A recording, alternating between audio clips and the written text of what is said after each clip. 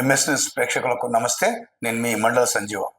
మిత్రులరా, నిన్న రాష్ట్ర వ్యాప్తంగా సీఎం రేవంత్ రెడ్డి రైతు నేస్తం అనేటువంటి కార్యక్రమాన్ని ప్రారంభించి 9 రోజుల్లో 9,000 కోట్లు మరి ప్రభుత్వం రైతు ఖాతాల్లో జమ చేస్తున్నటువంటి మాటను స్పష్టం చేస్తూ నిన్న ఈ యొక్క రైతు నేస్తం కార్యక్రమంలో రైతు వేదికగా సుమారు 1600 యొక్క రైతు నేస్తం కార్యక్రమంలో రైతు వేదికల్లో ప్రత్యక్ష ప్రసారం ద్వారా మరి రైతులతోని మాట్లాడినటువంటి సందర్భం ఈరోజు ఈనాడు, వెలుగు, ఆంధ్రజ్యోతి, నమస్తే తెలంగాణ దినపత్రికలో దాదాపు అన్ని దినపత్రికల్లో ఈ యొక్క రైతులకు సంబంధించినటువంటి వార్త కనిపిస్తుంది. మిత్రులారా, మేము గతంలో రైతులకైతే ఏమైతే మాట ఇచ్చామో ఆ మాటకు మా రాష్ట్ర ప్రభుత్వం కట్టుబడి ఉంది. మరి ప్రభుత్వం మాత్రం ఒక నిశ్చయమైనటువంటి ధోరణితోనే ముందుకు పోతుంది. గతంలో లాగా మరి బీఆర్ఎస్ ప్రభుత్వంలో మరి రైతులకు ఇచ్చినటువంటి మాటను పక్కకు పెట్టి 100 ఏళ్ల ఆర్థిక వ్యవస్థను దెబ్బతీసినటువంటి కార్యక్రమాలు మేము చేయబోము. రైతులకు ఏదైతే రుణమాఫీ అనేటువంటి మాట చెప్పినామో ఆ యొక్క రుణమాఫీని కూడా మేము తూచా తప్పకుండా మేము పాటిస్తాం. రైతుల ధ్యేయమే, రైతుల క్షేమమే మంత్రివర్గ నిర్ణయం ఉంటుంది. మరి ఈ యొక్క దిశగానే మేము మా యొక్క ప్రభుత్వం పనిచేస్తుంది. రైతు ఒకవేళ కన్నెర చేస్తే మా యొక్క ప్రభుత్వం కూడా చాలా తీవ్ర ఇబ్బందికి మేము గురవుతాం. మొట్టమొదటిసారి మేము మా యొక్క ప్రభుత్వంలో రైతుకు పూర్తి భరోసాని ఇచ్చేటువంటి కార్యక్రమం చేపడతాం. ఏ మాటనైతే ఇచ్చినామో మేము అది అమలు చేస్తామనేటువంటి మాట నిన్న ఈ యొక్క వీడియో కాన్ఫరెన్స్లో రైతులను ఉద్దేశించి మరి మాట్లాడారు. రైతు సోదరుల మీరందరూ కూడా ఆలోచన చేయాలి. మరి మా ప్రభుత్వం ఏ దిశగా పావులు వెళ్తుంది, మరి ఏ దిశగా ఆలోచన చేస్తున్నటువంటి మీరు 1కి 10 సార్లు మరి ఆలోచన చేయాలి. మేమేమైనా మాట ఇచ్చామో మరి రుణమాఫీ విషయంలో కూడా మరి తప్పకుండా మరి ప్రతి రైతు ఖాతాల్లో జమ చేసే విధంగా ఈ యొక్క రాష్ట్ర ప్రభుత్వం ముందుంది. ఎలాంటి ఏమైనా సందేహాలు ఉంటే అధికారులతో నివృత్తి చేసుకోవాలి. ఏదైనా కొసమెరుపుగా కొంతమంది రైతులకు కొన్ని టెక్నికల్ ప్రాబ్లమ్స్ ఉండడంతో కొంతమంది రైతులకు రాకపోవచ్చు. మరి అదే అదనుగా భావించి రైతులు ఎక్కడ కూడా మనసు మరి మార్చుకొని మరి ప్రభుత్వానిపైన మరి విమర్శ చేయకూడదు.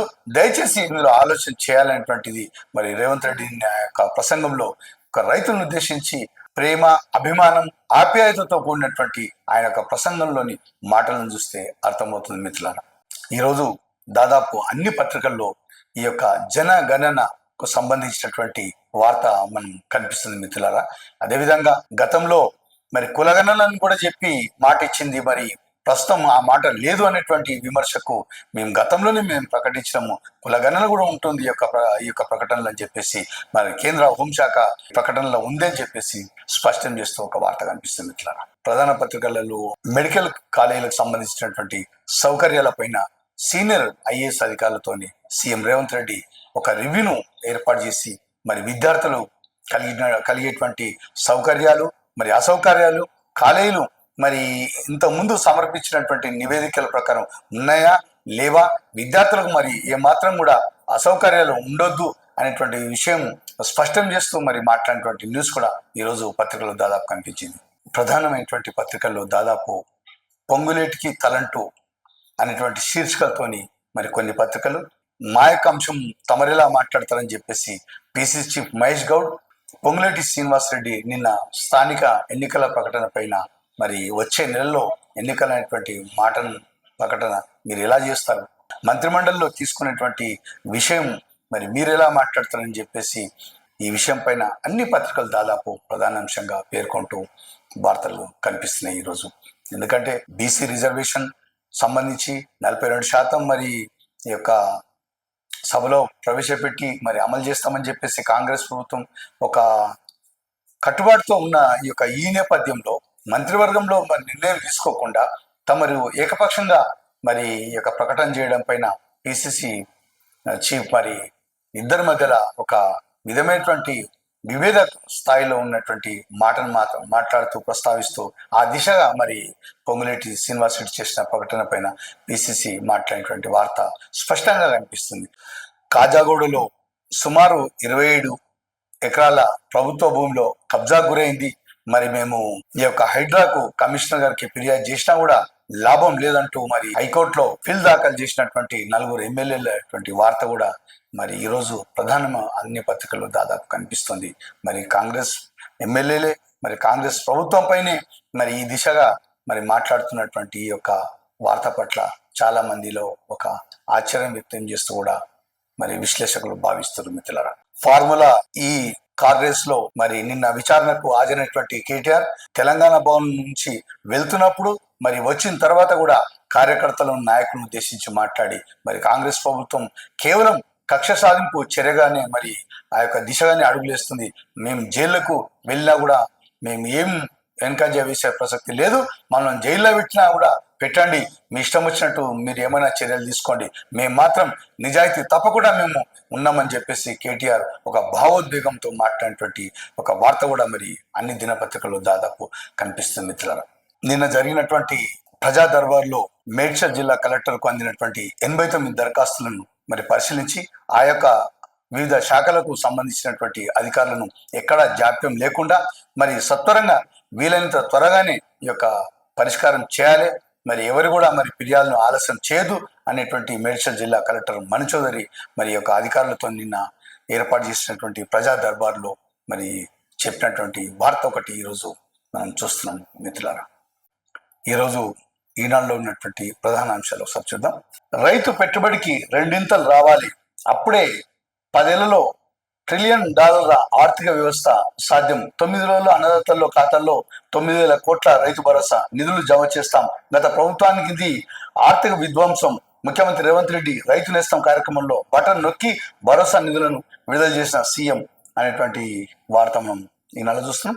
అన్నదాతలతో ముఖాముఖి సందర్భంగా రైతు దంపతులు వెంకటరామయ్య లక్ష్మమ్మను అభినందిస్తున్న సీఎం రేవంత్ రెడ్డి అనేటువంటిది ఈనాడులో ఇవాళ ప్రధానంగా కనిపిస్తుంది. ప్రభుత్వం నిధులెందుకు చెల్లించింది, ఎఫ్ఈఎఫ్ తో ఎవరెవరు సమావేశారు, ఫార్ములా ఈ రేస్ కేసులో కేటీఆర్ పై అనిషా ప్రశ్నల వర్షం, 8 గంటల పాటు సుదీర్ఘ విచారణ, సెల్ ఫోన్ ల్యాప్టాప్లు అప్పగించాలంటూ ఆదేశం. మళ్ళీ చెప్తున్నా, ఏ తప్పు చేయలేదు, ఫార్ములా ఈ రేస్ తో తెలంగాణ ప్రతిష్ట పెంచా, దీనిపై అసెంబ్లీలో చర్చిద్దామంటే సీఎం ముందుకు రాలేదు, ఆయన జైల్లోకి వెళ్ళినందునే మమ్మల్ని జైల్లో పెట్టాలని కుట్ర, 21న కాళేశ్వరంపై రాష్ట్ర వ్యాప్తంగా ప్రత్యేక కార్యక్రమాలు, అనిషా విచారణ అనంతరం కేటీఆర్ అనేటువంటి ఒక న్యూస్ ఒకటి మనం చూస్తున్నాం. తెలంగాణ భవన్ లో మాట్లాడుతున్న కేటీఆర్ చిత్రంలో హరీష్ రావు, మధుసూనాచారి, శ్రీనివాస్ గౌడ్, సుమన్ అనేటువంటి న్యూస్ ఒకటి మరి ఈనాడులో కనిపిస్తుంది. జనగణన గెజిట్ నోటిఫికేషన్ వచ్చేసింది, కులగణన ప్రస్తావన లేదన్న కాంగ్రెస్, ముందే ప్రకటించామన్న కేంద్రం. బనకచంద్రపై సీఎం చొరవ తీసుకోవాలి, కేంద్ర మంత్రులపై విమర్శలు సరికాదు, కిషన్ రెడ్డి. కృష్ణమ్మ కదలాలి, గోదావరి పారాలి, 2 బేసిన్లలో ప్రాజెక్టులకు 641. ఇది వద్దులే. రాష్ట్ర ప్రభుత్వం బీసీ రిజర్వేషన్లు 42% పెంపై విధాన ప్రకటన చేయాలి, ఆర్ కృష్ణ అనే న్యూస్ కనిపిస్తుంది. ఈరోజు వెలుగు దినపత్రికలో ఉన్నటువంటి వార్తలు సార్ చూద్దాం. ఇజ్రాయెల్ పై ఇరాన్ మిసైల్ వర్షం, వచ్చే నెలలో స్థానిక ఎన్నికలు, మంత్రుల భేటీలో సీఎం రేవంత్ రెడ్డి, వారం 10 రోజులు మంత్రివర్గ సమావేశంలో తుది నిర్ణయం, కేబినెట్ లో నిర్ణయం జరిగేదాకా బయట మాట్లాడొద్దని సూచన, బనకచంద్రపై కేంద్రం దగ్గరే తేల్చుకుందామని వెల్లడి, ఇందుకోసం 18-19 తేదీలో ఢిల్లీకి వెళ్లాలని నిర్ణయం, 9 రోజుల్లో 9,000 కోట్లు రైతు భరోసా నిధులు విడుదల చేస్తున్న సీఎం రేవంత్ రెడ్డి ప్రకటన, రైతు ఆశీర్వాదం లేకపోతే ప్రభుత్వాన్ని నడపలేం, 18 నెలల్లో అన్నదాతల సంక్షేమానికి 1,00,000 కోట్లు ఖర్చు అనేటువంటి న్యూస్ ఒకటి మనం చూస్తున్నాం.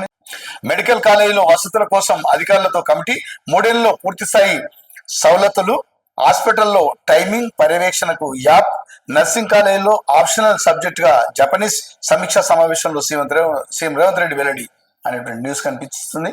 ఫోన్ ట్యాపింగ్ కేసుపై సిబిఐ ఎంక్వైరీ ఎందుకు అడుగుతలే, రాష్ట్ర సర్కారుకు కేంద్ర మంత్రి కిషన్ రెడ్డి ప్రశ్న, జైల్లో పెడితే రెస్ట్ తీసుకుంటా, 100 కొద్ది కేసులు పెట్టిన నేను భయపడ కేటీఆర్ అనేటువంటి న్యూస్ ఒకటి మరి వెలుగులో కనిపిస్తుంది.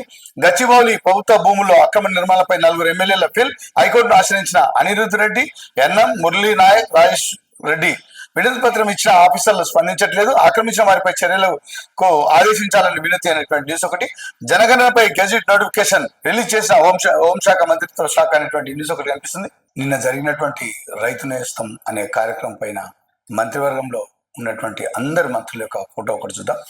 రైతు నేస్తం కార్యక్రమంలో CM Revanth Reddy, deputy CM బట్టి విక్రమార్క, మంత్రులు తుమ్మల, పొంగులేటి, ఉత్తమ్, శ్రీధర్బాబు, పొన్నం, వెంకటరెడ్డి, సీతక్క, జూపల్లి, దామోదర, వెంకటస్వామి, వాకిట శ్రీహరి, రైతు కమిషన్ చైర్మన్ కోదండ రెడ్డి తదితరులు, మొత్తం మంత్రులు అందరు కూడా ఒక ఫోటోకు సంబంధించిన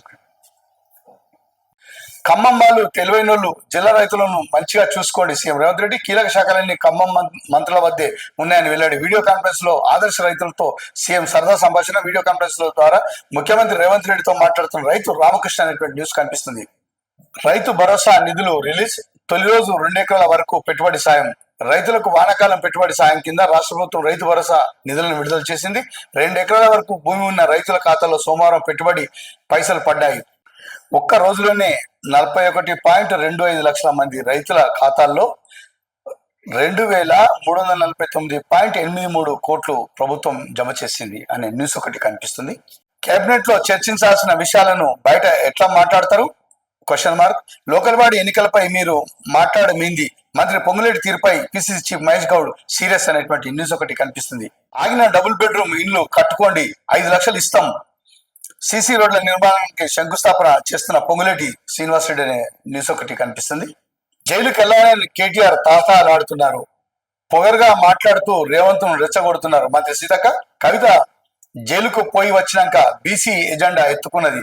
తోడేలలా దోచుకొని కొంగ వినయం ప్రదర్శిస్తున్నారని ఫైర్ అనేటువంటి సీతకు సంబంధించినటువంటి న్యూస్ ఒకటి చూస్తున్నాం మిత్రులారా. వైద్య విద్యను నాశరకంగా మార్చి ఇప్పుడు దొంగ ఏడుపుల హరీష్ రావుపై మంత్రి దామోదర రాజనరసింహ ఫైర్. ప్రతి మెడికల్ కాలేజీని కాపాడుకుంటామని వెల్లడి. అడ్డంగా బుక్కై అడ్డదిడ్డంగా మాట్లాడితే ఎట్లా? కేటీఆర్ పై బల్మూరి వెంకట్ ఫైర్ అనేటువంటి న్యూస్ కనిపిస్తుంది. ఏం సాధించారని కేటీఆర్ కు స్వాగతాలు. ఏసీబీ విచారణలతో ఆయన వణికిపోతుండు. విప్ ఆది శ్రీనివాస్ అనేటువంటి న్యూస్ ఒకటి చూస్తున్నాం.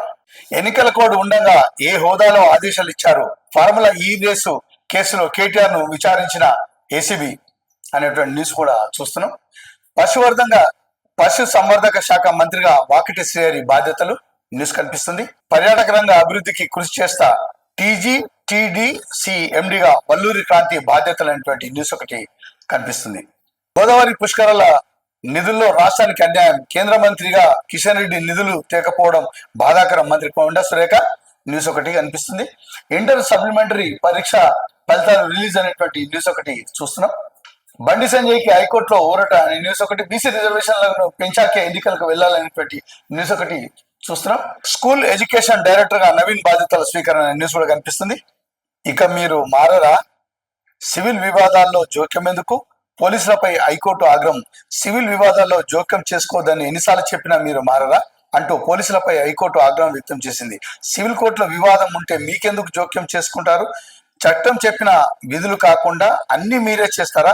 అలాగైతే చట్టాలను సవరణ చేయించుకొని అధికారాలు పొందండి, అంతేగాని ఉన్న చట్టాల్లోని నిబంధనలు ఎలా ఉల్లంఘిస్తారు అని హైకోర్టు నిలదీసింది. హైదరాబాద్ బర్మాస్ లోని 250 గజాల ఇంటి స్థలానికి సంబంధించి సివిల్ కోర్టులోని సూట్ ఉపశమనకు ఒత్తిడి చేయడాన్ని సవాల్ చేస్తూ మొయిన్ బఫానా హైకోర్టులో పిటిషన్ వేశారనేటువంటి ఒక న్యూస్ ఒకటి చూస్తున్నాం. ఎస్సీ గురుకులాల్లో సీసీ కెమెరాలు. రాష్ట్ర వ్యాప్తంగా 228 స్కూళ్లలో ఏర్పాటుకు నిర్ణయమైన న్యూస్ ఒకటి కనిపిస్తుంది. బీసీని ముఖ్యమంత్రి చేసే దమ్ముందా? సిద్దిపేటలో మాట్లాడుతున్న ఎంపీ రఘునందన్ రావు. కాంగ్రెస్ కు బీఆర్ఎస్ కు ఎంపీ రఘునందన్ రావు ఛాలెంజ్. 42% రిజర్వేషన్లు ఇచ్చాకే స్థానిక ఎన్నికలు పెట్టాలని డిమాండ్. గోల్డ్ పేరిట మోసగించిన 2 అరెస్టు, 4 లక్షల నగదు, 3 సెల్ ఫోన్లు స్వాధీనం. నల్గొండలో మాట్లాడుతున్న డిఎస్పీ శివరామరెడ్డి అనే న్యూస్ ఒకటి కనిపిస్తుంది. ఈరోజు ఆంధ్రజ్యోతిలో ఉన్నటువంటి ప్రధాన అంశాలు ఒకసారి చూద్దాం. మంత్రివర్గ ఆమోదం లేకుండా చెల్లింపులేంటి? విచారణ అనంతరం ఏసీబీ ఆఫీస్ నుంచి బయటకు వస్తున్న కేటీఆర్. ఎన్నికల కోడ్ ఉండగా అధికారులకు మౌఖిక ఆదేశాలు ఎందుకు ఇచ్చారు అనేటువంటి న్యూస్ ఒకటి కనిపిస్తుంది. జై తెలంగాణ అననుని ఏమనాలే అనేటువంటి న్యూస్. హరీష్ రావుకు స్వల్ప అస్వస్థత, కిమ్స్ లో చేరిక, కేటీఆర్ పరామర్శ అనేటువంటి న్యూస్ ఒకటి కనిపిస్తుంది. 9 రోజుల్లో 9,000 కోట్లు, 70 లక్షల మంది ఖాతాలో రైతు భరోసా సొమ్ములు అనేటువంటి న్యూస్ ఒకటి. అన్ని వైద్య కళాశాలలో పూర్తి వసతులు అనే న్యూస్ ఒకటి. పొంగులేటిపై టీపీసీసీ చీఫ్ ఫైర్. స్థానిక ఎన్నికలపై వ్యాఖ్యలను తప్పుదో పట్టిన మహేష్ గౌడ్. మీ పరిధిలో లేని శాఖపై ఎలా మాట్లాడుతున్నారనే ప్రశ్న. బీసీ రిజర్వేషన్ తో ముడిపడిన కోర్టుల పరిధిలో ఉన్న అంశాలపై కొంచెం జాగ్రత్తగా మాట్లాడాలని హితబోధ. ఇష్టం వచ్చినట్లు మాట్లాడొద్దు అనేటువంటి పిసిసి అంటున్నటువంటి మాట సంబంధించినటువంటి న్యూస్ ఒకటి. మెట్రో రైలు పార్ట్ బి పరుగులు 3 కారిడార్లకు 19,579 కోట్లు అనేటువంటి రైల్వేలో 6,374 పోస్టుల భర్తీకి చర్యలు. కేదార్నాథ్ యాత్ర పునఃప్రారంభం. ఎట్టకేలకు కదిలిన నైరుతి. ముంబై కేరళను ముంచెత్తుతున్న భారీ వర్షాలు. బాబాయ్ విమాన ప్రయాణాలు బాంబు బెదిరింపులు, సాంకేతిక సమస్యలు, ప్రమాదాలతో జనంలో ఆందోళన. ఈరోజు నమస్తే తెలంగాణలో ఉన్నటువంటి ప్రధాన అంశాలు సార్ చూద్దాం. BC quota out. స్థానిక ఎన్నికల్లో 42% రిజర్వేషన్ లేనట్టే పార్టీ కోటాతో సరిపెట్టే యోచన ఉన్న 22.79% ఎసరు. ఏసీబీ విచారణ అనంతరం తెలంగాణ భవన్ చేరుకుని కార్యకర్తలకు అభివాదం చేస్తున్న బీఆర్ఎస్ వర్కింగ్ ప్రెసిడెంట్ కేటీఆర్. చిత్రంలో శాసనసభ మండలి ప్రతిపక్ష నేత మధునాచారి, మాజీ మంత్రులు హరీష్, నిరంజన్ రెడ్డి, శ్రీనివాస్ గౌడ్, ఎంపీ వదిరాజు, కౌశిక్ రెడ్డి అనేటువంటి న్యూస్ ఒకటి మనం నిన్న చూస్తున్నాం. స్థానికంలో మట్టి కరిపిద్దాం, మోసకారి కాంగ్రెస్ పై బరిగీసి కొట్లాడదాం కేటీఆర్ అనే న్యూస్ కనిపిస్తుంది. పొంగులేటికి తలంటూ సీఎం సూచనలతో మంత్రిపై విరుచుకుపడిన పిసిసి చీఫ్. స్థానిక ఎన్నికల వ్యవహారంలో బయటపడిన విభేదాలు. ముఖ్యమంత్రి రేవంత్ పై నల్గొండ నేతల గుస్సా అనే న్యూస్ ఒకటి చూస్తున్నాం. కాజాగూడ ముంపై కాంగ్రెస్ ఎమ్మెల్యేల పిటిషన్ అనేటువంటి న్యూస్ కూడా చూస్తున్నాం. మిత్రులారా, ఈరోజు ప్రధాన పత్రికలో ఉన్నటువంటి వార్తలు ఇవి. నమస్తే.